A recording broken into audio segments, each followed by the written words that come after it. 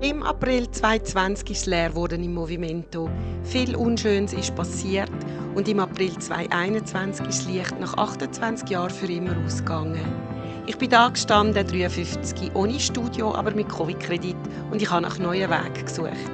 Ich habe mich coachen lassen, bin online gegangen, habe mich super positioniert, bin manchmal fast verzweifelt, aber ich habe es immer wieder geschafft. Die ersten Beckenbodenkurse sind über den Bildschirm und ich war begeistert über die neuen Möglichkeiten, die sich ergeben haben. Neue Trainings sind entstanden, live oder als Video, neue Co-Trainer sind gekommen und neue Leute haben den digitalen Weg zu mir gefunden.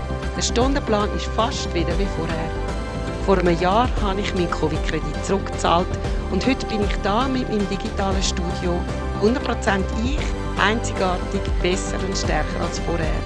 Training mit Sinn seit über 30 Jahren auf Schweizerdeutsch, mit Leidenschaft und Herzblut, auch digital.